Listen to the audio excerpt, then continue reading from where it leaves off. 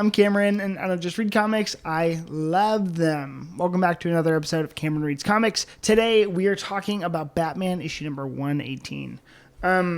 So, as we get into this issue, this isn't like a number one, obviously, but it's the start of a new Batman run, coming off the wave that was James Tynion's Batman. Here we have Josh Williamson's take.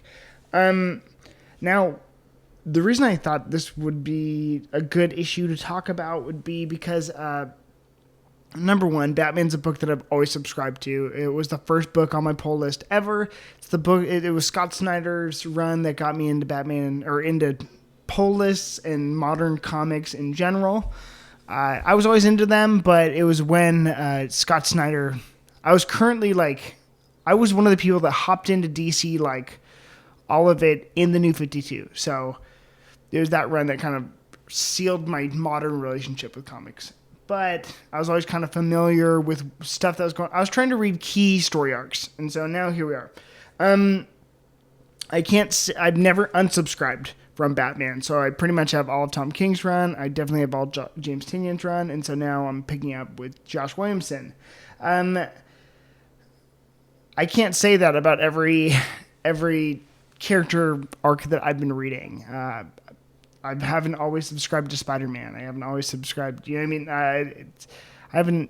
I've had an inconsistent relationship with these books, but when it comes to taking on Batman and a new run for Batman in particular, I think it's really important to just kind of talk about how complicated of a character he is. I think the fundamentals of Batman are easy, but to do something new with that character, I think, is one of the biggest challenges, because we are talking about the biggest character in comic books. I don't think that's a debatable fact. I think Batman is the number one most popular character in comics ever. So there's been a lot of takes, and also at any given moment, DC has at minimum, I think last week they said that there's 9 Batman titles out on the racks, and that's not uncommon. I'm a little over it, and I make fun of it a lot, but yeah. Anyways, he's complicated, though. If people always ask me if I was to write a character, which character would I write? And not that I want to be a comic book writer, but you get ideas in your head about story arcs that you could do. I don't think I'd ever want to be on a Batman title for more than 6 issues or the occasional one shot. Taking on that arc sounds terrifying to me. Now let's talk about Josh Williamson. Josh Williamson is actually what gets me most excited about this book and made me want to review it in the first place. He did, just context, the longest run on The Flash that we've ever seen, and it was twice a month issues. So the original DC Rebirth until pretty much a couple months ago, he was on Flash. The book that caught my eye that he did, though, was Batman Superman, which was the most recent release with David Marquez. I bought that issue because I love World's Finest. I love the dichotomy between Batman and Superman, but how they're also simultaneously best friends. I love that. And so I was like, okay, I'll pick this up. I'll read the first issue, and I loved it. And then that whole series, I think he did 10 issues of it.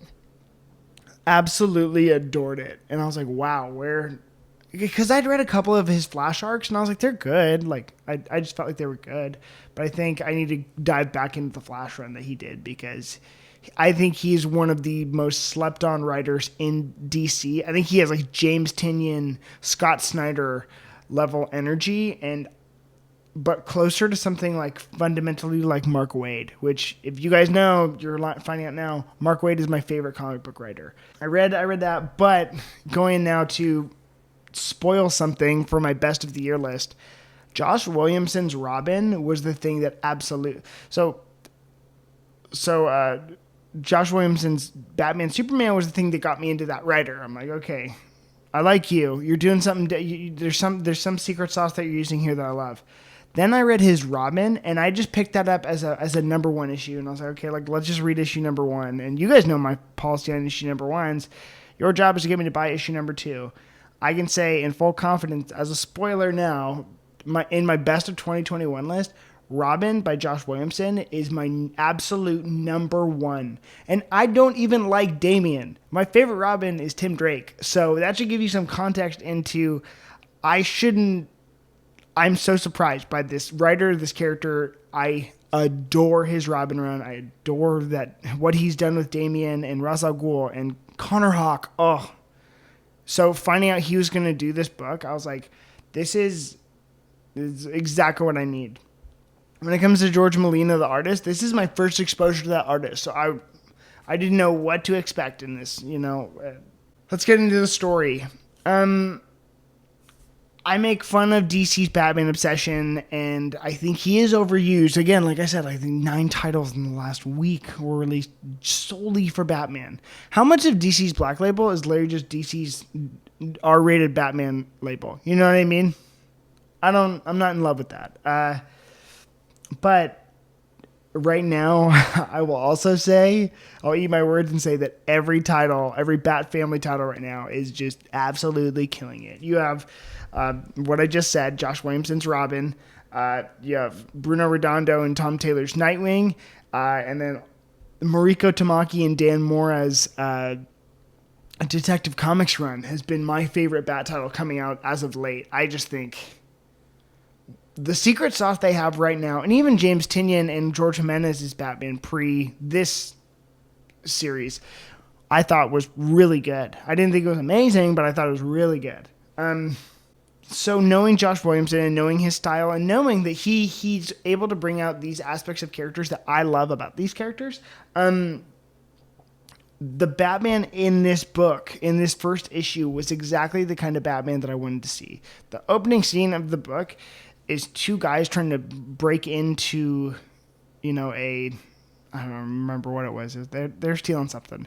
And they look in the city, they look in the skyline, they see a shadowy figure that they think is a gargoyle. It's not a gargoyle, it's Batman. They're like, no, it couldn't be Batman. He's with the Justice League. He's fighting Joker and Two-Face and da-da-da. He doesn't have time for street level characters. He doesn't have time for 2 muggers like us. And it is Batman, and he literally just stands there and they run away terrified. And I'm like, that is exactly the energy I needed. I just need some of that ground level Batman. And so I really just appreciated that. I was like, Josh Williamson, like, you're doing it again, and I love you for it. You can see also, because it's not just Batman, but in the surrounding Bat family right now, you have, he's with Selena, which is good. He's married to Catwoman right now, which I really love. Also, we have Barbara Gordon, who he's talking to as Oracle, which is really cool too, because we all love Oracle, it's just, she's in his ear, bringing him a dynamic, and simultaneously, Dick and Barbara are together in Nightwing. I love it. I'm stoked right now, if you can't tell. Lots of good stuff happening in the Bat family, and so right now, Batman, as we have him, is in the sweet spot. I would argue a Chuck Dixon era, similar to, which is my favorite Batman era. Him picking up the title is exactly what I wanted. The opening sequence is exactly what I wanted to see in a book like this. So it's all looking good. And then we find out that Batman's going to go on a 48-hour hiatus because of something going on across the sea in Badnesia with Batman Incorporated. Now, this is kind of where my feelers start to get a little red flaggy because there's also a really great party sequence where he takes out all these bad guys. It was awesome. Just read the issue. Again, it was exactly what I needed. He tells Joker off. It was amazing. But not in a Joker war kind of way. Just in a... Anyways, read the issue. It's amazing. He goes into Batman Incorporated territory, which is referencing Grant Morrison's Batman run. Now, this is the run that actually kind of took me off comics and mainstream continuity.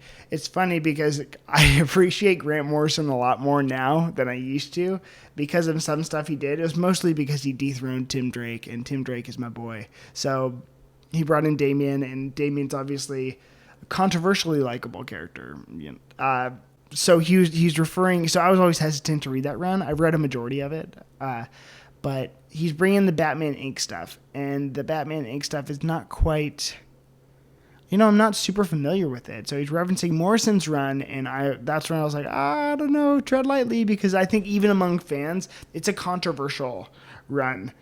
People either just pick up at Scott Snyder and don't even look back, or, Grant Morrison's run is brilliant and masterful, and it's a narrative woven in time and space, and It's up to you. So that's where the book kind of goes. There's a new villain introduced called the Abyss, and I think I'm excited to read it because I guess I trust Josh Williamson. He has not proved me wrong so far, and I'm looking forward to seeing what he does.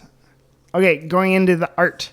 I really like the art style. I actually, frankly, between us, I wasn't in love with this cover, but again, never judge a book by its cover. Jorge Molina's art I actually thought fit wonderfully in the DC house style. It's a departure from George Jimenez, and in all the right ways. You want, if it's a new creative team, if it's a new tone the book's taking, then we need a new artist. And especially, I didn't see I haven't read too much of his stuff, and so I think him getting this platform to showcase new talent, especially on the DC side, it gets me stoked. He did some previous Birds of Prey stuff. He did, I think, most notoriously Spider-Geddon, the art for that book. I didn't read that. That's just not my cup of tea, but that's some of his bona fides. So going into this, they did the traditional Batman costume and look, and I really like that. He looked really good, just stylistically. It's up my alley. But then he also did, as he went across the street or across the seas, and when Batman Incorporated, he went back to the Batman Incorporated costume, which is actually the one you see on the cover. And if I'm just going to say it right now, I really enjoy that. And if I was to make a stance in this video and you guys had it on record, I will say my stance is I am pro yellow circle Batman. So the bat emblem is in the yellow circle. I think it's cool. I think we get too hung up on the fact that, it's not stealth or da-da-da-da-da. I think it's awesome and it looks good. And I don't think we need to argue about Batman's functionality. He's a fictitious character, but I think stylistically it works. It's just a pop of color. I'm a fan, and they brought it back, so there you go. So I like the in-house DC style that Jorge Molina brought to this book. And yeah, I think it needs to go out without saying for my rating. I'm going to be picking up the next issue. I stayed on this long for the Batman title. I'm excited to see where it goes. All right, so there we have it. There's my review of Batman number 118. Remember, I'm Cameron. I don't just read comics. I love them. Make sure to clobber those like and subscribe buttons, as well as maybe go check out my podcast, Cameron Reads Comics. See you next time.